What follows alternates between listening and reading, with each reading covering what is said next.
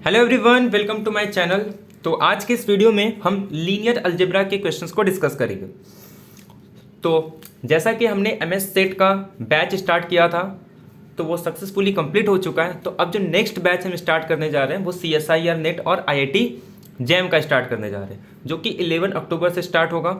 अगर आपको और डिटेल चाहिए तो आप इस नंबर पे मैसेज कर सकते हैं। इसके अलावा मैं एक वीडियो लेके आऊँगा जहाँ पे आपको उसकी कंप्लीट इन्फॉर्मेशन मिल जाएगी कि कैसे हम यूट्यूब पे लेक्चर कंटिन्यू करेंगे और कैसे हम पेड क्लास में करेंगे। ठीक है, तो आज के इस वीडियो में हम क्या डिस्कस करने वाले हैं पहले वो देख लेते हैं। लीनियर अलजेब्रा के टोटल 7 क्वेश्चन एग्जाम में आए हुए थे, जिसमें से आपके 2 to 3 क्वेश्चन ऐसे थे जो काफी ट्रिकी थे, यानी कि उसमें काफी स्टूडेंट्स का मिस्टेक हुआ है, और बाकी जो 4 क्वेश्चन थे वो बहुत ही सिंपल थे।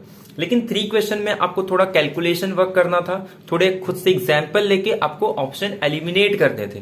तो आज हम पूरा कंप्लीट सॉल्यूशन डिस्कस करने वाले, तो प्लीज वीडियो के किसी भी पार्ट को स्किप ना करें। और आपके जो भी फ्रेंड होंगे जो आगे CSIR नेट के लिए या IIT जैम के लिए प्रिपेयर कर रहे हैं तो प्लीज उनके साथ वीडियो शेयर करें। और अगर आप क्लास ज्वाइन करना चाहते हैं तो आप उस नंबर पे मैसेज कर सकते हैं। तो स्टार्ट करते हैं हम लोग आज का लेक्चर।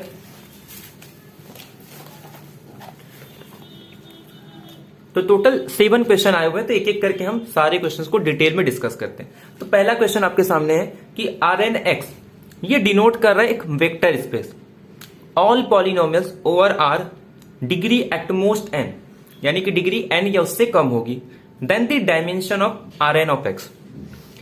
हमने डिफरेंट टाइप्स के वेक्टर स्पेस पढ़े हैं, जैसे कि vector space of real number, vector space of Rn, vector space of complex number, vector space of Cn।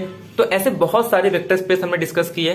Vector space of rational number, और वो किसी फील्ड के ऊपर होता है, यानी कि over R, over same field, over सब फील्ड, इस तरीके से हमने वेक्टर स्पेस में डिस्कस किए। और हमने ये डिस्कस किया था कि अगर आपको कोई एक वेक्टर स्पेस दिया हो जिसमें सारे पॉलिनोमियल हो जिनकी डिग्री एटमोस्ट n हो, तो ये हमेशा एक वेक्टर स्पेस फॉर्म करते हैं, और उसकी जो डायमेंशन होती है वो हमेशा n+1 होता है। और उसकी डायमेंशन अगर मैं स्टैंडर्ड बेसिस की बात करूं तो अगर आपको एक पॉलिनोमियल किस फॉर्म का होगा, a0 plus a1x solve up to an x⁴n। आप किसी भी n डिग्री के पॉलिनोमियल को ऐसे इस तरीके से लिख सकते हो। तो अगर एक वेक्टर स्पेस है जिसमें सारे पॉलिनोमियल है जिनका डिग्री एटमोस्ट n है, तो ये एक वेक्टर स्पेस फॉर्म करता है, और जिसकी डायमेंशन होती है ऐसे वेक्टर स्पेस की वो कितनी होती है, n+1, where n is the degree of polynomial, यानी कि जो एटमोस्ट n लिखा है वो एटमोस्ट n डिग्री हो सकती है, तो वो n और +1। तो ये सिंपल क्वेश्चन था, आप सभी को पता होगा कि इसका डायमेंशन n+1 होगा। तो ये इजी क्वेश्चन था, इसमें ऐसा कुछ कैलकुलेट नहीं करना था। आप जस्ट क्वेश्चन देख के, जैसा कि मैं हमेशा कह रहा था कि आपको सबसे पहले तो वही क्वेश्चन आइडेंटिफाई करने जिसमें आपके कम टाइम लगे। तो ये क्वेश्चन आपको मैक्सिमम 50 सेकेंड, ठीक है, तो 50 सेकेंड से ज्यादा आपको इसमें टाइम नहीं देना चाहिए था। ये बहुत ही सिंपल क्वेश्चन। अब ऐसे ही आपका जो सेकेंड क्वेश्चन आया वो देखो। अब ये क्वेश्चन में आपको थोड़ा टाइम लगने वाला था, और ये क्वेश्चन काफी अच्छा क्वेश्चन था कि देखो V से लेके V डैश तक एक फाइनाइट डायमेंशन का वेक्टर स्पेस दिया है। √1 से लेके √n तक ये V की बेसिस गिवन है। तो T एक लीनियर मैप डिफाइन कर रहा है, या लीनियर ट्रांसफॉर्मेशन V से लेके V डैश तक। और अगर वो लीनियर ट्रांसफॉर्मेशन या लीनियर मैप इंजेक्टिव मैप है, तो इसमें से कौन सा स्टेटमेंट फॉल्स पूछा है, ना कि ट्रू पूछा है। पहला पॉइंट तो आपको ये क्लियर करना है कि इसमें पूछा है कि इसमें से कौन सा स्टेटमेंट फॉल्स होगा। पहला ऑप्शन ये था कि जो इस √1 से लेकर √n तक जिसकी इमेज आएगी वो लीनियरली इंडिपेंडेंट होगा। सेकेंड ऑप्शन ये है कि जो V की डायमेंशन है वो less than dimension of V dash है। थर्ड ये है कि V और V डैश का डायमेंशन सेम हो जाएगा। और लास्ट में कह रहा है कि जो कर्नल T है वो एक सिंगलटन 0 आएगा। ठीक है, तो अब इसमें से कौन सा ऑप्शन फॉल्स है हमको ये चेक करना है। अब देखो होता क्या है, आपको लीनियरली इंडिपेंडेंट का मीनिंग पता होगा, बेसिस का मतलब पता होगा। जैसे मान लो एक वेक्टर स्पेस है, ये V और ये W,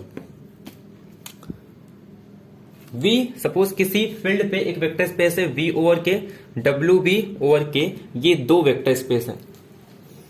मैं एक लीनियर ट्रांसफॉर्मेशन डिफाइन कर रहा हूं T, V से लेके W तक। V का सपोज ये भी फाइनाइट डायमेंशनल का वेक्टर स्पेस है, ये भी फाइनाइट डायमेंशन का वेक्टर स्पेस है। और क्या गिवन है, ये एक 1-1 मैप है, इंजेक्टिव मैप है, मतलब T इज अ 1-1। तो इससे ये क्लियर हो गया कि जो डायमेंशन होगी V की वो लेस देन आ जाएगी डायमेंशन ऑफ W डैश। 1-1 से ये एक चीज आपको क्लियर हो गई कि V की डायमेंशन ऑफ W डैश से कम होगी। अब ये कैसे क्लियर हुआ देखो, इसको हम लोग रैंक नलिटी थ्योरम की हेल्प से यूज कर सकते हैं कि अगर आपको कोई लीनियर ट्रांसफॉर्मेशन दिया है और वो 1-1 हो जाता है तो इफ एंड ओनली इफ जो कर्नल T आएगी वो एक सिंगलटन 0 हो जाएगा।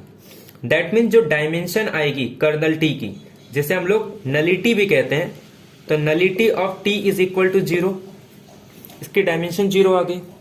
नाउ अगर अब मैं रैंक नलिटी थ्योरम यूज करूं तो ये कहता है कि the rank of T plus nullity of T is equal to, आपका जो रैंक आएगा नलिटी आएगा ये हमेशा इक्वल आ जाता है डायमेंशन ऑफ W के। अब ये कितना हो गया आपका 0 हो गया, तो देयरफॉर जो रैंक ऑफ T आएगी वो डायमेंशन ऑफ W के इक्वल आ जाएगा। ये यहां से आपको ये एक चीजें क्लियर आ गई कि जो T और W की जो डायमेंशन है वो इक्वल आ जाएगी। तो इसको नोट डाउन करते हैं। तो एक ऑप्शन तो आपका यहीं से करेक्ट हो गया, क्या कि अगर T 1-1 है तो D ऑप्शन को आप सीधे सीधे एलिमिनेट कर दो, क्योंकि ये इन जनरल ट्रू है कि अगर किसी लीनियर ट्रांसफॉर्मेशन का कर्नल अगर सिंगलटन 0 आता है तो वो जो लीनियर मैप है या लीनियर ट्रांसफॉर्मेशन है वो 1-1 हो जाता है। और अगर T इंजेक्टिव है तो कर्नल T इसके 0 आएगी। तो D ऑप्शन आपका ट्रू है, मतलब हमारा ये रॉन्ग ऑप्शन हो जाएगा। अब बचे B, A, C में। अब जो A ऑप्शन है, A ऑप्शन में आपको क्या याद रखना है कि अगर सपोज V का अगर आप एक लीनियरली इंडिपेंडेंट वेक्टर ले लो, V1, V2, Vn, ये लीनियरली इंडिपेंडेंट है डोमेन सेट का, यानी कि वेक्टर स्पेस B का, और ये सपोज मान लो लीनियरली इंडिपेंडेंट है, तो इसका जो ये इंप्लाई नहीं करता है कि जो T ऑफ V1 आएगी, T ऑफ Vn ये लीनियरली इंडिपेंडेंट होगा। अगर इमेज लीनियरली इंडिपेंडेंट है तो उसका इनवर्स इमेज हम लोग कह सकते हैं लीनियरली इंडिपेंडेंट होगा, बट इस वे में नहीं कह पाते। तो कौन सी ऐसी कंडीशन होती है कि अगर V1 से लेके Vn तक ये लीनियरली इंडिपेंडेंट वेक्टर है तो उनका इमेज यहां पे लीनियरली इंडिपेंडेंट होगा, उसके लिए कंडीशन ऐड करते हैं 1-1 का। तो दैट मीन्स आपका फर्स्ट ऑप्शन करेक्ट हो गया कि जनरल ट्रू है कि अगर कोई भी लीनियर ट्रांसफॉर्मेशन 1-1 मैप है तो लीनियरली इंडिपेंडेंट मैप हमेशा लीनियरली इंडिपेंडेंट वेक्टर्स हमेशा लीनियरली उसके जो इमेज आएंगे वो भी क्या बनाते हैं, लीनियरली इंडिपेंडेंट। तो यानी कि आपका दो ऑप्शन तो आपका यहां से इनकरेक्ट हो गया।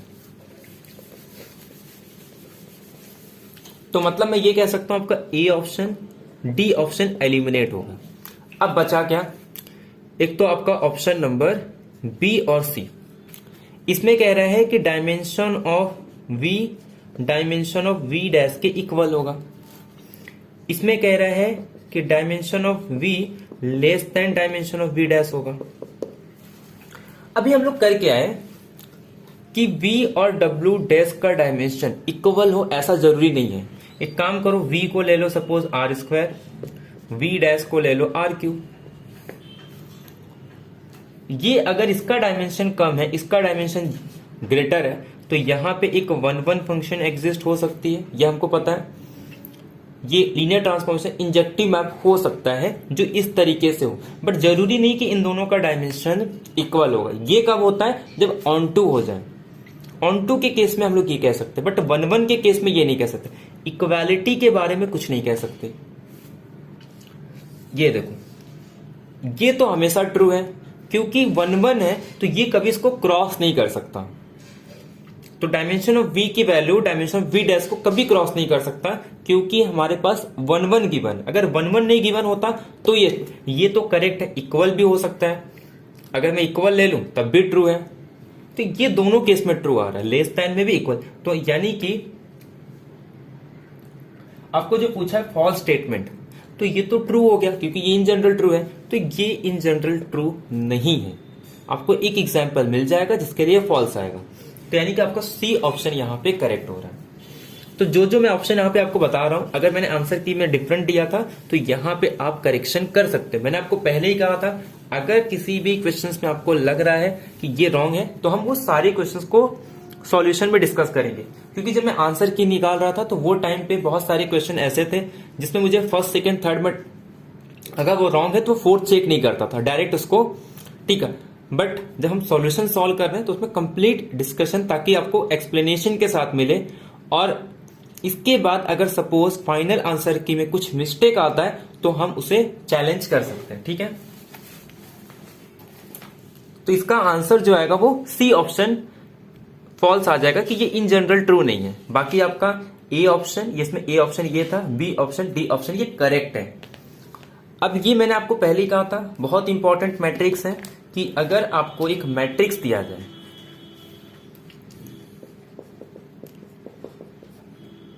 1 1 1, ठीक है, ये मैट्रिक्स है, आपको इसका a⁴n निकालना है। तो a⁴n क्या होता है?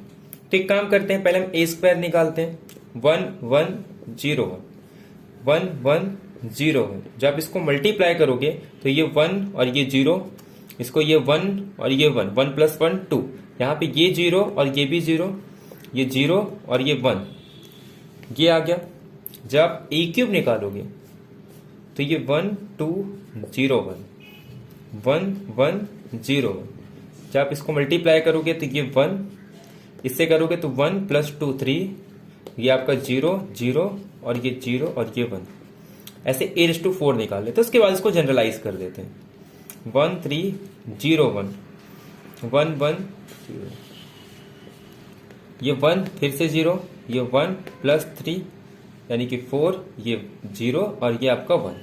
तो आपको क्या देखने को मिल रहा है, जब मुझे a² निकालना है तो सिर्फ यहाँ पे 2 करना है, बाकी डायगोनल पे 1 और ये 0। जब मुझे a³ निकालना है तो यहाँ पे 3 लिखना है, डायगोनल पे 1 ये 0।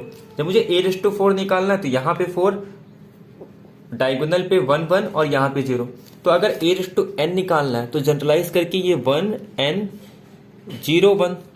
तो अगर मुझे a⁵35 निकालना है तो मैं n के प्लेस पे 35 पुट कर दूंगा, क्योंकि ये तो फिक्स है 3, सिर्फ यही तो चेंज हो रहा है। तो सिंपल सा क्वेश्चन था, आप ऐसे करके एलिमिनेट भी कर सकते थे। अगर आप 2 निकाल दो, ऐसे 3 4 निकाल दो, तो आपका ऑप्शन एलिमिनेट हो जाएगा, A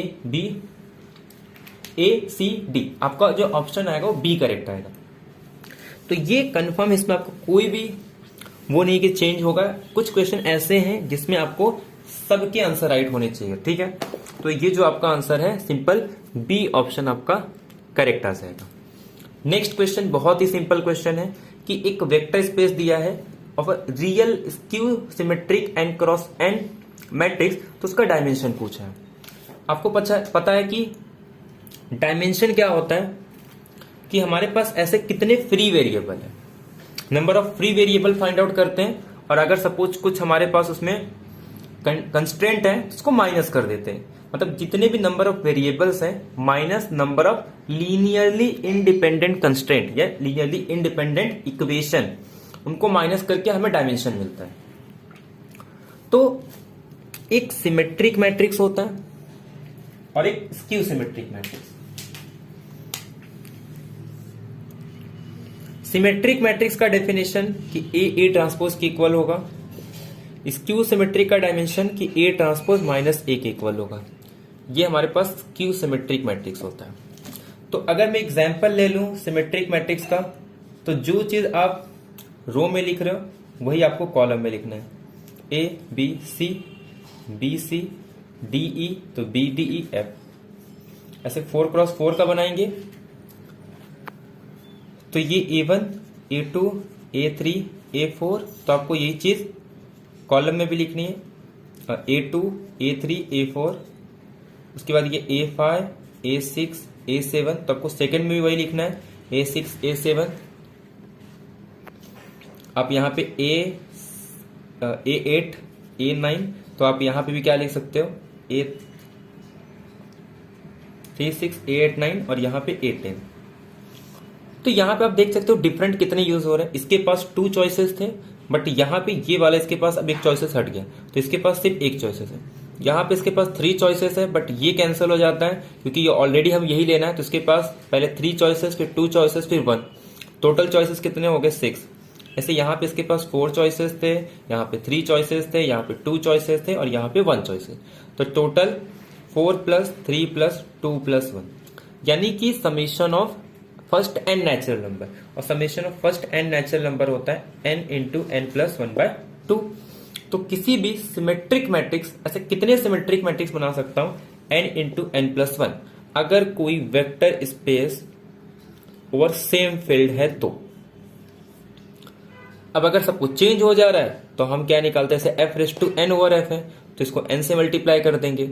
और अगर सपोज यहाँ पे कोई दूसरा फील्ड है तो आपको ये निकालना पड़ता है कि इसकी जो डायमेंशन कितनी होगी, f1/f की कितनी डायमेंशन, उसके बाद उससे उसको मल्टीप्लाई कर दो। जैसे मैं C/R ले लू तो C/R की डायमेंशन कितनी है, यहाँ पे 2 है। तो अगर किसी मैट्रिक्स के एंट्री रियल नंबर से है, और सॉरी उसके जो एंट्री है वो कॉम्प्लेक्स नंबर से है, और जिस फील्ड पे ले रहा हूं वो रियल नंबर है, तो आपको 2 से मल्टीप्लाई करना पड़ता है। तो आपके डायमेंशन हो जाएंगे n × n + 1। अब ऐसे ही आप स्क्यू सिमेट्रिक मैट्रिक्स में क्या होता है, आपको साइन चेंज करना पड़ता है।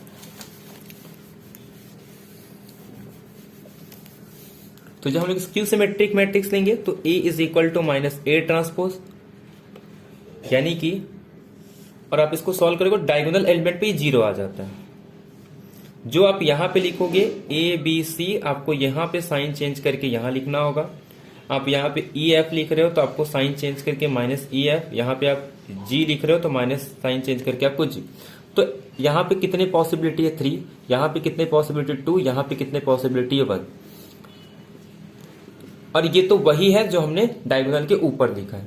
तो मतलब आपके पास टोटल चॉइसेस कितने होंगे, 3 + 2 + 1। एक 4x4 मैट्रिक्स का जो डायमेंशन आ रहा है स्क्यू सिमेट्रिक का, वो 3 + 2 + 1 आ रहा है। मतलब n-1, अगर एक n × n मैट्रिक्स हो स्क्यू सिमेट्रिक मैट्रिक्स, तो उसके पास जो नंबर ऑफ फ्री वेरिएबल्स रहेंगे जो मैं सिलेक्ट कर सकता हूं वो n-1, n-2 solve up to 2 + 1, यानी कि summation of first n-1 natural number. तो ये आपका आ जाएगा n × n-1/2। फिर से वही, अगर कॉम्प्लेक्स ओवर r दिया है तो 2 से मल्टीप्लाई करना पड़ेगा, अगर सेम फील्ड दिया है तो n × n-1। तो हमें क्या पूछा था, r/r पूछा था। मतलब ऐसा आपको कंफ्यूजन नहीं होना चाहिए था। ये तो मैं एक्सप्लेनेशन दे दिया, वैसे ये आपको याद हो जाना चाहिए। जो स्टैंडर्ड मैट्रिक्स है, आपको जस्ट मैट्रिक्स को देखते ही उसका आंसर आना चाहिए। तो ये क्वेश्चन भी ऐसा था कि आपका मैक्सिमम 50 सेकेंड। इसके पहले हमने जो 2 क्वेश्चन किए, अगर ये भी आपको पता था तो ठीक है, अदरवाइज आपको जनरलाइज करने में 45 सेकेंड से 1 मिनट लग सकते थे। बट अगर आपको पता था तो इसके पहले वाला भी क्वेश्चन आपका 50 सेकेंड का था, ये क्वेश्चन भी आपका 50 सेकेंड पे बिना सॉल्व किए आप इसका आंसर निकाल सकते थे। क्योंकि अगर आपको नहीं पता होता तो आप एग्जाम में भी इसको सॉल्व करके नहीं निकाल पाते, और अगर आपने पहले से ही सॉल्व किया है तो आपको इसका आंसर पता होना चाहिए कि सिमेट्रिक मैट्रिक्स का आंसर डायमेंशन क्या होती है। अब यहां से जितने क्वेश्चन आए थे ना, ये हर क्वेश्चन ट्रिकी है। आपको इसमें टाइम भी लग सकता था, इसमें ऑप्शन को एलिमिनेट करने में आपके मिस्टेक्स भी हो सकते थे। ये तीनों क्वेश्चन अच्छे लेवल के क्वेश्चन है, ठीक है। तो ये कह सकता हूं रियल को, इसीलिए मैंने कहा कि रियल को मैं अगर कंपेयर करूं, आपको कुछ क्वेश्चन जो बहुत कम टाइम में मिले थे, आप जितना कम टाइम लगा सकते थे वो टाइम आपको यहां देना था। अगर आप वही टाइम लगा दे रहे हो तब आपके ये सब क्वेश्चन छूट जाएंगे, और अगर जल्दबाजी में आप करते हो तो आपके रॉन्ग होने के चांसेस इंक्रीज हो जाते हैं। अब देखो, क्योंकि ये ऐसा क्वेश्चन आपको जनरल मैट्रिक्स दे रहा है, आपको एलिमिनेट करना पड़े, और इसके लिए आपको सारी प्रॉपर्टी भी पता होनी चाहिए। अगर एक रियल 3x3 मैट्रिक्स है, which of the following statement can not be true, मतलब वो ट्रू हो ही नहीं सकता है। तो कहने का मतलब क्या है कि आप एक एग्जाम्पल ढूंढो जो इस कंडीशन को सेटिस्फाई हो रहा है। या तो इन जनरल ट्रू करो कि वो कभी ट्रू नहीं होगा, या तो आप इसको, अगर आपको इसको false can not be true बताना है तो आपको इन जनरल ट्रू बताना पड़ेगा कि ये कभी ट्रू नहीं होगा। लेकिन अगर आपको इसको फॉल्स करना है तो आपको एक एग्जाम्पल ढूंढना होगा जिसके लिए ट्रू है। क्योंकि हम लोग जब करते हैं ना ए इंप्लाई बी, तो अगर एक काउंटर एग्जाम्पल मिल गया जिसके लिए वो ट्रू हो रहा है तो हम लोग कहते हैं, सॉरी, जिसके लिए वो ट्रू नहीं है तो वो स्टेटमेंट डिस्कार्ड कर देते हैं। लेकिन अगर किसी चीज को प्रूव करना है तो हमें क्या करना पड़ता है, इन जनरल प्रूव करना पड़ता है। ऐसे कैन नॉट बी ट्रू का मतलब क्या होता है कि ये स्टेटमेंट कभी ट्रू नहीं होगा, ऐसा तभी होगा जब वो प्रूव कर दो, या फिर एक एग्जाम्पल ढूंढो जिसके लिए वो ट्रू हो रहा है। अब देखो आपको गिवन क्या दिया है, इसमें ऐसा कुछ नहीं, सिंपल आपको ये कह रहा है कि आपको एक 3x3 मैट्रिक्स दिया गया है। अब कोई भी एग्जाम्पल ढूंढ लो, बात खत्म। कह रहा है कि मिनिमल पॉलिनोमियल कैरेक्टरिस्टिक पॉलिनोमियल के इक्वल होगा। ऐसे बहुत सारे मैट्रिक्स मिलेंगे जिसका मिनिमल कैरेक्टरिस्टिक पॉलिनोमियल सेम होता है। आपको अगर पता होगा तो एक कॉम्पेनियन मैट्रिक्स होता है, कॉम्पेनियन मैट्रिक्स का मिनिमल पॉलिनोमियल और कैरेक्टरिस्टिक पॉलिनोमियल सेम होता है। तो वही एग्जाम्पल है, बाकी ऐसे बहुत सारे कंस्ट्रक्ट कर सकते हो। तो ये कभी ट्रू नहीं होगा ऐसा नहीं है, तो ये स्टेटमेंट आपका रॉन्ग, ये ट्रू हो रहा है। एक एग्जाम्पल मिल गया जिसके लिए ट्रू है, उसमें कह रहा है can not be true, true हो ही नहीं सकता। बट एक एग्जाम्पल हम ढूंढ सकते हैं, जैसे कॉम्पेनियन मैट्रिक्स जिसका मिनिमल कैरेक्टरिस्टिक सेम होता है। कह रहा है कि उसके पास कम से कम एक कॉम्प्लेक्स आइगन वैल्यू होंगे। ठीक है, एक डायगोनल मैट्रिक्स ले लो, अपर ट्रायंगुलर मैट्रिक्स ले लो, ये 3x3 मैट्रिक्स है, रियल मैट्रिक्स है। क्या इसके पास एक भी कॉम्प्लेक्स आइगन वैल्यू है? नहीं, तो ये कभी, कह रहा है कि वो कभी ट्रू नहीं होगा। तो A has at least one complex eigen value.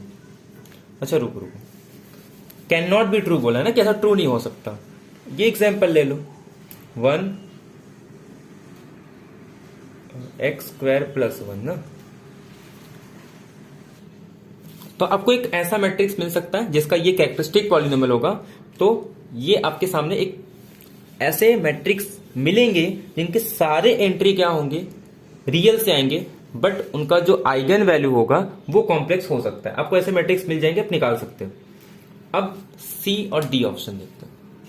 अब सी और डी में से एक स्टेटमेंट आपका फॉल्स होने वाला, कि मतलब वो कभी ट्रू नहीं होगा। एक में कह रहा है कि m(x) की वैल्यू x² - 1, और एक कह रहा है कि m(x) की वैल्यू x² + 1। पहले तो मिनिमल पॉलिनोमियल का डेफिनेशन क्या होता है कि मिनिमल पॉलिनोमियल इनहेरिटिंग पॉलिनोमियल होता है। ये मोनिक होता है, मतलब जो हाईएस्ट डिग्री होगी उसका कोएफिशिएंट 1 होना चाहिए। ये स्मॉलेस्ट डिग्री का मिनिमल पॉलिनोमियल होता है। It consist of all distinct eigen value, जितने भी डिस्टिंक्ट आइगन वैल्यू होगी वो सारे आएंगे। मतलब ऐसा कोई आइगन वैल्यू नहीं होगा जो मिनिमल पॉलिनोमियल के पास ना हो।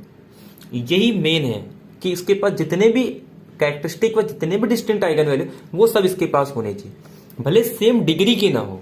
अब देखो, जब ये वाला ऑप्शन लेते हो ये पॉसिबल है, क्यों? क्योंकि ये कह रहा है कि यहां से आपका जो आंसर आएगा, अगर आप इसको सॉल्व करोगे तो ये +-1, यानी कि x = -1, x = +1। तो बाकी जो आपका कैरेक्टरिस्टिक होगा वो कैसे बन सकता है? या तो आपका कैरेक्टरिस्टिक इस टाइप का होगा, या तो आपका कैरेक्टरिस्टिक होगा x - 1 x + 1 का, क्योंकि 3 डिग्री का होता ही है। ये दोनों में से एक आपका कैरेक्टरिस्टिक पॉलिनोमियल हो सकता है, क्योंकि ये अगर मिनिमल है तो यही दो पॉसिबिलिटी है। तो मतलब ये पॉसिबल है क्योंकि इसके सारे आइगन वैल्यूज के पास है, इसमें भी सारे आइगन वैल्यूज के पास है, और ये 3 डिग्री का है। तो मतलब ऐसे एग्जाम्पल आपको मिल जाएंगे जिसमें ये आपका ट्रू हो गया। तो बचा कि अगर आप इसको नहीं ट्रू कर पा रहे हो तो आपका ये स्टेटमेंट फॉल्स होगा। अब इसका आइडिया कैसे देखो, अब कैसे हम लोग क्लेम करेंगे कि अगर किसी भी पॉलिनोमियल का मिनिमल पॉलिनोमियल ये नहीं हो सकता। सपोज हो गया तो ये एनिहिलेट करेगा, इसका मतलब इसके जो रूट आएंगे वो प्लस माइनस आयोटा आएंगे। ठीक है, इससे क्या क्लेम हो गया कि अगर मेरे पास जो मिनिमल पॉलिनोमियल है वो x माइनस आई एक्स प्लस आई, ठीक है, ये आपका सपोज ये आपका मिनिमल पॉलिनोमियल हो गया। कैरेक्टरिस्टिक पॉलिनोमियल क्या क्या हो सकता है, मतलब उसके पास यही रूट होंगे, तो जो c ऑफ x आएगा वो या तो x माइनस आई का स्क्वायर x प्लस आई आएगा, या फिर c of x is equal to आपका हो जाएगा x minus i into x plus i. ये हो गया। ठीक है, अब बताओ मैट्रिक्स के सारे एंट्री कहां से आ रहे हैं, real number.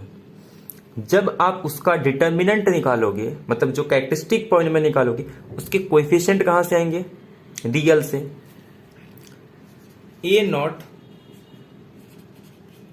X is two n, अगर ये सारे कोएफिशिएंट रियल को बिलोंग कर रहे हैं, या फिर 2 डिग्री का ले लो, क्वाड्रेटिक के लिए ज्यादा अच्छा रहेगा। ये अगर एक क्वाड्रेटिक इक्वेशन है और ये सारे एंट्री अगर रियल को बिलोंग कर रहे हैं, तो इसके जितने भी रूट आएंगे कॉम्प्लेक्स रूट, वो हमेशा कॉन्जुगेट के फॉर्म में होते हैं। ये आपको पता होगा कि जब भी रियल रूट होगा तो जो इसके कॉम्प्लेक्स रूट आते हैं वो हमेशा कॉन्जुगेट के फॉर्म में आते हैं। बट यहां पे देखो कितने रूट आगे कॉम्प्लेक्स 3, जो कि पॉसिबल नहीं है। 3 डिग्री के पॉलिनोमियल के पास एटलीस्ट एक रियल रूट होना चाहिए, जो कि यहां पे पॉसिबल नहीं हो रहा है, जो कि जनरली कभी ट्रू नहीं हो सकता। तो किसी भी ऐसा कोई मैट्रिक्स नहीं है दुनिया का जिसका minimal polynomial x square plus 1 हो, जब उस मैट्रिक्स के सारे एंट्री रियल हो। कॉम्प्लेक्स के लिए पॉसिबल हो सकता है, बात अलग है, लेकिन कोई रियल मैट्रिक्स जिसके सारे एंट्री रियल हो तो उसका minimal polynomial x square plus 1 is equal to 0, ये कभी नहीं हो सकता। तो इसीलिए आपका डी ऑप्शन इनकरेक्ट है। बाकी आपके A option, B option, C option आपके करेक्ट आ जाएंगे। तो आपको पूछा क्या गया था इसमें से कि इसमें से ऐसा कौन सा ऑप्शन है जो कभी ट्रू नहीं हो सकता। तो मिनिमल पॉलिनोमियल किसी मैट्रिक्स का एक्स स्क्वायर प्लस 1 हो जाए, अगर एक रियल 3x3 मैट्रिक्स है, तो ये कभी पॉसिबल नहीं। मैट्रिक्स ए गिवन है, ये मैट्रिक्स कह रहा है ये डायगोनलाइजेबल होगा, आर और सी जो भी पूछ रहा है डायगोनलाइजेबल पूछ रहा है जस्ट। बहुत सारे थ्योरम्स हैं डायगोनलाइजेबल प्रूव करने के, बहुत। जैसे मैं आपको कुछ लिख के दे रहा हूं, पहले बात करता हूं आर की। पहले तो देखो, अगर रियल रूट्स है तब भी आप बात करना, अगर कॉम्प्लेक्स रूट आ गए तो सीधा आप कॉम्प्लेक्स में चले जाना, ठीक है। तब सीधे कह देना कि रियल पे तो वो नहीं हो सकता, कब, जब आपके रूट्स कॉम्प्लेक्स है। तब आपको कॉम्प्लेक्स में चेक करना रहेगा कि वो रूट्स रियल है या जो भी है। अगर रियल रूट्स नहीं है तो सीधे आप ट्रायंगुएबल को भी कैंसिल कर देना कि ट्रायंगुएबल नहीं हो सकता, कि ट्रायंगुएबल इन आर कब होगा, जब उसके रूट्स रियल हो। फिर ये सब आपको चेक करने की जरूरत नहीं है। आपको हर मैट्रिक्स सी के ऊपर तो ट्रायंगुएबल होता है, हर मैट्रिक्स सी के ऊपर डायगोनलाइजेबल नहीं होता। हर मैट्रिक्स जिसका रूट जो है कैरेक्टरिस्टिक पर, अगर वो रियल हो तो वो ट्रायंगुएबल होगा, बट डायगोनलाइजेबल के बारे में कुछ नहीं कह सकते, ये आपको ये पता होगा, ठीक है। अब डायगोनलाइजेबल के बहुत सारे रूल हैं, आपको डेफिनेशन तो पता ही होगा कि आपको एक नॉन इन्वर्टिबल मैट्रिक्स मिलना चाहिए जिसके साथ वो सिमिलर हो। आपको एक नॉन इन्वर्टिबल मैट्रिक्स मिलता है कि आप इसको इस तरीके से लिख सकते हो, तो ए बी सिमिलर हो जाते हैं, ये डेफिनेशन। या फिर एक ऐसा मैट्रिक्स मिल जाए, आपको एक ऐसी मैट्रिक्स मिलनी चाहिए जो डायगोनल मैट्रिक्स हो, और किसी डायगोनल मैट्रिक्स के साथ अगर ये सिमिलर आ जाए तो हम लोग कहते हैं कि ये मैट्रिक्स डायगोनलाइजेबल हो। ऐसे किसी ट्रायंगुलर मैट्रिक्स के साथ हो तो उसे ट्रायंगुलर, बट हम डेफिनेशन कभी यूज नहीं करते। सारे रूट्स अगर डिस्टिंक्ट है, मतलब जितने भी आइगन वैल्यूज हैं, कैरेक्टरिस्टिक रूट बोलो, आइगन वैल्यू बोलो, अगर वो सारे डिस्टिंक्ट है तो उसके रिस्पेक्ट में जो आइगन वेक्टर्स आते हैं वो लीनियरली इंडिपेंडेंट आते हैं। तो मेन डेफिनेशन जो है कि eigen vectors are linearly independent होने चाहिए। तो अगर सारे रूट्स या सारे आइगन वैल्यू डिस्टिंक्ट है तो उसके रिस्पेक्ट में जो आइगन वेक्टर्स आएंगे वो लीनियरली इंडिपेंडेंट। तो ये अगर ट्रू हो गया तो if and only if condition है कि जब भी आइगन वेक्टर आइगन वैल्यू के रिस्पेक्ट में लीनियरली इंडिपेंडेंट है तो मैट्रिक्स हमारा डायगोनलाइजेबल होता है। और मैट्रिक्स डायगोनलाइजेबल है तो आइगन वैल्यू के रिस्पेक्ट में जो आइगन वेक्टर्स आएंगे वो लीनियरली इंडिपेंडेंट होंगे। रूट डिस्टिंक्ट के लिए ये स्टेटमेंट ट्रू नहीं है। उसके बाद एक इंपॉर्टेंट है कि मिनिमल पॉलिनोमियल जो है उसके जो फैक्टर्स होंगे वो सारे लीनियर फैक्टर्स होने चाहिए। अगर ये सारे लीनियर फैक्टर्स के फॉर्म में मिनिमल पॉलिनोमियल आ रहे हैं तो वो डायगोनलाइजेबल हो जाएगा। बाकी और भी बहुत सारे, तो ये इंपॉर्टेंट रिजल्ट है जो आपको याद रखना है। या फिर जैसे कि algebraic multiplicity, geometric multiplicity same होना चाहिए। ज्योमेट्रिक मल्टीप्लिसिटी में हम लोग क्या करते हैं, आइगन स्पेस निकालते हैं a माइनस लैम्बडा आई का। इसका आइगन स्पेस का डायमेंशन निकाल लो, यानी कि उसके कर्नल स्पेस का अगर वो सेम आ रहा है, अरे सॉरी, जो भी उसकी डायमेंशन आएगी उसे हम लोग कहते हैं ज्योमेट्रिक मल्टीप्लिसिटी। या फिर ये कह सकते हो कि उस आइगन वैल्यू के रिस्पेक्ट में कितने लीनियरली इंडिपेंडेंट वेक्टर आ रहे हैं, अगर वो उसके अलजेब्रिक मल्टीप्लिसिटी के सेम है तो डायगोनलाइजेबल है। जैसे मान लो अगर कोई आइगन वैल्यू सेम आ रहा है, मतलब लैम्बडा 1 लैम्बडा 2 सेम आ रहा है, 2 और 3 सेम ही आएगा ना, 2 2, तो इसके रिस्पेक्ट में दो पॉसिबिलिटी है कि जो वेक्टर्स आएंगे आइगन वेक्टर्स वो या तो लीनियरली इंडिपेंडेंट होंगे या तो लीनियरली डिपेंडेंट होंगे। अगर इंडिपेंडेंट है तो हम लोग कहते हैं उसका ज्योमेट्रिक मल्टीप्लिसिटी 2 होगा, अगर डिपेंडेंट नहीं है तो उसका ज्योमेट्रिक मल्टीप्लिसिटी 1 होगा, उससे कम तो हो नहीं सकता। तो ये कुछ आइडिया है जहां से हम लोग क्लेम करते हैं कि कोई मैट्रिक्स डायगोनलाइजेबल है या नहीं। इसमें हम लोग क्या यूज करने वाले वो इंपॉर्टेंट है। इसमें सिर्फ रूट का कॉन्सेप्ट है, बाकी कुछ नहीं यूज करना, ना लीनियरली इंडिपेंडेंट यूज करना, क्योंकि सेट का क्वेश्चन है तो इतना डीप में तो नहीं जाने वाला। तो आपको क्या करना था, जस्ट इसका कैरेक्टरिस्टिक रूट फाइंड आउट करना था बस। अब देखो मैट्रिक्स क्या गिवन है, आपको मैट्रिक्स दिया गया 1 0 0 0 1 1 0 -1 1। ये आपको एक मैट्रिक्स दी गई है। आप इसका कैरेक्टरिस्टिक पॉलिनोमियल निकालोगे, जो भी आपको फॉर्मूला दिया जाता है एक्स क्यूब माइनस यहाँ पे ट्रेस लिखेंगे तो ये आ जाएगा 3x²। उसके बाद आप जितने भी इसके प्रिंसिपल डायगोनल है उनका मैट्रिक्स डिटरमिनेंट निकाल दो। तो अगर इसका आप निकालोगे तो ये आ जाएगा आपके पास 1 और -1 यानी कि 2। ऐसे आप इसके रिस्पेक्ट में निकालोगे तो ये आ जाएगा आपका 1, और जब आप इसके रिस्पेक्ट में निकालोगे तब भी आपका ये आ जाएगा 1, ठीक है। और डिटर्मिनेंट निकालोगे तो डिटर्मिनेंट भी आपका यही आ जाएगा ना, हाँ ठीक है, ये +2 इज इक्वल टू 0, यानी x³ minus 3x² plus 2 plus 4x minus, यहाँ माइनस आएगा, plus minus plus minus 2 is equal to 0। अब अगर आप देखोगे तो यहां पे अगर मैं 1 पुट कर दूं तो आपका ये 0 आ रहा है, तो ये आ जाएगा आपका x -1।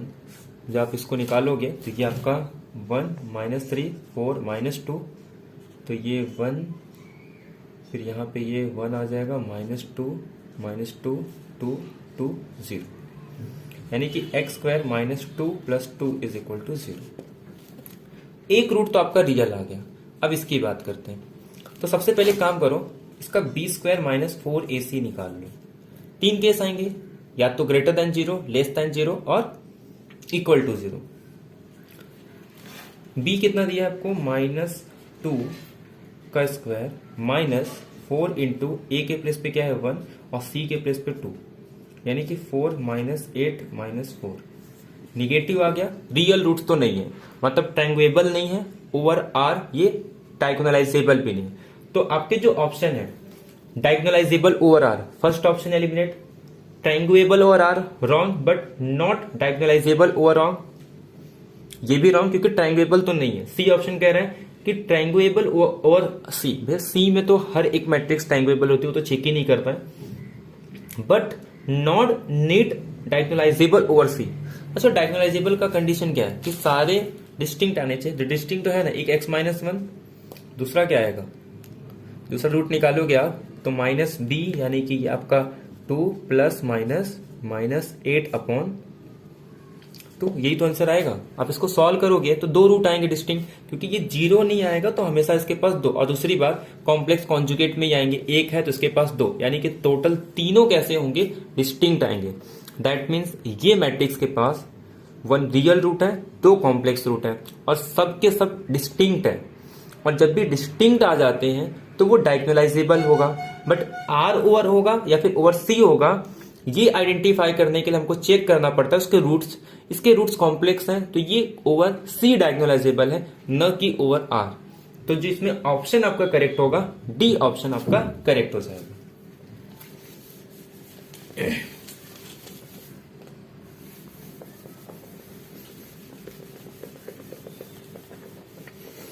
तो जो भी अगर आंसर की में जो भी मैंने दिया था, अगर उसमें आपको कुछ भी लग रहा है यहां से, तो वो आप करेक्शन कर सकते हो। बाकी जो मैं आप यहां पे सॉल्व करा रहा हूं उसमें आपका रॉन्ग होने के चांसेस 0% है, यानी कि एक भी क्वेश्चन यहां पे सॉल्व करने के बाद आपका रॉन्ग नहीं होगा। तो आपको जो ऑप्शन है वो डायगोनलाइजेबल ओवर सी, यानी कि डी ऑप्शन करेक्ट हो जाएगा। अब ये देखो, डब्ल्यू एक सब स्पेस दिया है। अच्छा, इस क्वेश्चन में मिस्टेक हो गया था, मैंने वहां पे डी किया था, बट जब चेक करने पे इसका आंसर बी आ रहा है, ना कि डी। हम सॉल्व करेंगे कैसे आएगा। डब्ल्यू एक R/4 का एक सब स्पेस गिवन है, इस तरीके से आपको एक सब स्पेस दिया है। तो जो डब्ल्यू पर जनरेट होगा, किससे जनरेट होगा हमको वो करना है। A B C D option में से डब्ल्यू पर का जनरेटर फाइंड आउट करना है। तो पहले तो हमारे पास क्या गिवन है वो देखते हैं। एक रिजल्ट यूज करेंगे हम लोग यहां पे कि डायमेंशन ऑफ W पर plus dimension of W is equal to dimension of V। ठीक है, तो V का डायमेंशन कितने, मतलब नंबर ऑफ वेरिएबल्स, और ये हम फाइंड आउट करेंगे, और तो हमें डायमेंशन ऑफ W पर मिल जाएगा। इससे होता क्या, कभी कभी ऑप्शन आपके एलिमिनेट हो जाते हैं। जैसे अगर फॉर एग्जांपल ये W का डायमेंशन 1 हो जाता, तो W पर की डायमेंशन क्या हो जाती, 3। तो उस केस में आपको B C D option check करने की जरूरत नहीं थी। तो इसे सबसे पहला एम आप डायमेंशन फाइंड आउट करो, किसका, W का, ताकि अगर आपका इसका डायमेंशन 1 आ गया ना तो आपको बाकी चेक करने की जरूरत नहीं पड़ती। तो सबसे पहले एम हम लोग W के डायमेंशन निकाल सकते। अगर 2 आ गया तो फिर दिक्कत है, फिर आपको निकालना पड़ेगा W पर, और फिर चेक करना पड़ेगा किसमें से किससे जनरेट होने वाला है। ठीक है, तो हम एक काम करते हैं, पहले W का डायमेंशन। ये क्वेश्चन डायरेक्ट आप नहीं कर सकते थे, इसमें आपको सॉल्व करना पड़ता। ठीक है, मैंने भी डायरेक्ट दे दिया था, मुझे लगा डायरेक्ट, बट वो नहीं हो रहा है। एक्चुअली में इसका ऑप्शन बी आएगा, और इसमें थोड़ा टाइम लगने वाला है। तो ऐसे क्वेश्चंस को आप बाद में कर सकते थे। अगर W सपोज आपको कोई दिया हुआ है, जैसे कि x1 x2 solve up to xn, ठीक है, where xi belongs to suppose real number, ये आपको एक W दिया है। तो W पर में क्या होता है, हम ऐसे वेक्टर्स ढूंढते हैं सच दैट कि ये जो वेक्टर आएगा, सपोज मैं इसको V दे देता हूं, तो जितने भी ऐसे वेक्टर्स आएंगे वो सारे किसके साथ, यहाँ के BI के साथ क्या होंगे, 0 आ जाएंगे। उनका इनर प्रोडक्ट क्या आना चाहिए, 0 आना चाहिए। आप कोई भी वेक्टर उठाओ, इसका कोई भी एक वेक्टर उठा लो VI, वो उसके हर वेक्टर के साथ, मतलब for any VI with any, इसमें क्या देते हैं, UI बिलोंग्स W, जब VI और VI UI के जब इनर प्रोडक्ट निकालोगे तो 0 आना चाहिए। ठीक है, मतलब इसका हर वेक्टर इसके वेक्टर के साथ ऑर्थोगोनल होना चाहिए, तब हम लोग कहते हैं कि W पर W के साथ क्या है, ऑर्थोगोनल है, यानी कि W पर। तो ये हमें डेफिनेशन यूज करना है। एक्चुअली पूरा डेफिनेशन यूज करके नहीं निकालना है, वैसे तो बहुत टाइम लगेगा, इसका इक्वेशन निकाले जाएंगे। तो कैसे करेंगे हम चेक करते हैं, ऑप्शन से एलिमिनेट करेंगे, बट हमको यहां पे W का बेसिस निकालना पड़ेगा, बस ये है। देखो गिवन क्या दिया है, एक W दिया गया है कि इसके पास टोटल 4 वेक्टर है, यानी कि ये सब स्पेस है R/4 का, सच दैट कंडीशन दी है कि जो x1 plus 2x2 plus 3x3 plus 4x4 is equal to 0। ठीक है, x1 minus x2 plus 4 is equal to 0। एक काम करो, ये आपको कंडीशन दिया है, सीधे सीधे आप देख सकते हो ये इसके, अगर मैं इसको 1 से मल्टीप्लाई करूं तो 1 आ रहा है, तो इसको यहाँ पे 2 आना चाहिए। तो मतलब ये दो वेक्टर, आपको पता ही है कि एक वेक्टर दूसरे वेक्टर के साथ अगर लीनियर कॉम्बिनेशन में लिख दिया जाए तो ये दो वेक्टर लीनियरली डिपेंडेंट है। अगर ऐसा नहीं लिख पा रहे तो इसका मतलब ये लीनियरली इंडिपेंडेंट। तो क्लियरली ये 1 मल्टीपल है तो ये भी 1 का मल्टीपल होना चाहिए, तो ये लीनियरली इंडिपेंडेंट है। तो आपको मैट्रिक्स निकालने की जरूरत नहीं है, डायरेक्ट आप इसको कह सकते हो कि डायमेंशन 2 है, मतलब 3 4 2 3 4 में से एक ऑप्शन आपका करेक्ट है। गिवन क्या दिया है देखो, मैं इसका मतलब क्या है कि बाकी दो वेरिएबल को बाकी दो वेरिएबल के लीनियर कॉम्बिनेशन में लिख सकता हूं, ये हमारे पास डायमेंशन की मीनिंग होती है या लीनियरली इंडिपेंडेंट का। तो देखो मैं क्या करूंगा, इसमें से अब x1 दिया है, 2x2 x3 x4 दिया है ना, सेकेंड से मैं क्या लिख सकता हूं इसको, ये क्या गिवन है x3, इसको मैं ऐसे लिख सकता हूं x1 is equal to x2 minus x3। कोई दिक्कत है नहीं, तो x1 को मैं किससे रिप्लेस कर सकता हूं, x2 minus x3 plus 2x2 plus 3x3 plus 4x4 is equal to 0 ऐसे लिख सकता हूं। तो इसका मतलब 4x4 को मैं रिप्लेस कर सकता हूं किससे, 3x2 यानी कि माइनस 3x2 और ये 3 माइनस 1 2 यानी कि प्लस 2x3, इस तरीके से लिख सकता हूं। ठीक है, तो अगर मैं w का बेसिस निकालूं तो मैं क्या करूंगा, देखो ये 4 आ रहा है ना, तो अगर मैं यहां पे करूंगा डिवाइड में कर दूंगा। तो एक काम करता हूं, जनरली हम क्या पुट करते हैं, एक को 0 और दूसरे को 1 पुट करते हैं। जितने भी हमारे पास लीनियरली इंडिपेंडेंट वेक्टर्स हैं जैसे कि x2 x3, इसके प्लेस पे हम वैल्यू पुट करते हैं जनरली 1 0 या 0 1। बट यहां पे ये 4 की वजह से हम क्या पुट करेंगे, एक बार 4 0 पुट करेंगे और एक बार 0 4 पुट करेंगे। तो जब मैं x2 को 0 पुट करूंगा और x3 को 4 पुट करूंगा तो मेरे पास जो वेक्टर आएंगे, देखो x2 0, जब x2 को 0 पुट कर रहा हूं तो x4 कितना आ रहा है 1, तो यानी कि x1 की वैल्यू आ जाएगी -4 और हमने क्या पुट किया है, x2 को 4 और इसको 0 और x3 देखो ये तो पार्ट पूरा 0 हो गया, ये पूरा 0 हो जाएगा। रुको हम x2 को 4 पुट कर रहे हैं, x3 0 उल्टा हो गया, ये पहले केस ये ले रहे हैं ना, तो इसका मतलब क्या हो जाएगा, x2 4 आ जाएगा, x3 0, तो मतलब x1 की वैल्यू 4 फिर ये 4 और ये 0। इस केस में देखो जब मैं इसको 0 पुट कर रहा हूं x3 तो ये मेरे पास क्या आ जाएगा, -3 टाइम्स x2 के प्लेस पे क्या लिखूंगा 4 और ये 4x4, तो ये कैंसिल होके आपके पास आ जाएगा ये -3। ठीक है, तो ये आपका पहला वेक्टर आ गया या बेसिस का पहला वेक्टर। ऐसे आप सेकेंड में क्या करोगे, 0 4 पुट करोगे, इसका मतलब ये 0 ये 4, आपको क्या निकालना है x1 x2, आप वैल्यू यहां पुट कर दो। जब ये 0 पुट करोगे तो x1 की वैल्यू -4 आ जाएगी। जब आप यहां पे पुट करोगे इसके प्लेस पे 0 तो ये -2x3 और x3 के प्लेस पे क्या पुट कर रहे हैं हम लोग 4 और यहां पे आपका आ जाएगा x4 की वैल्यू 4 4 कैंसिल -2 आ रहा है। तो ये आपके पास बेसिस आ गया किसका, W का। अब इसके पास ये बेसिस वेक्टर, इसका मतलब क्या हो गया कि जो W पर मैं एग्जांपल दिया है ना, उन हर वेक्टर का इनके साथ में इनर प्रोडक्ट निकालू तो वो 0 आना चाहिए। तो एक काम करते हैं, इसको लिख लेते हैं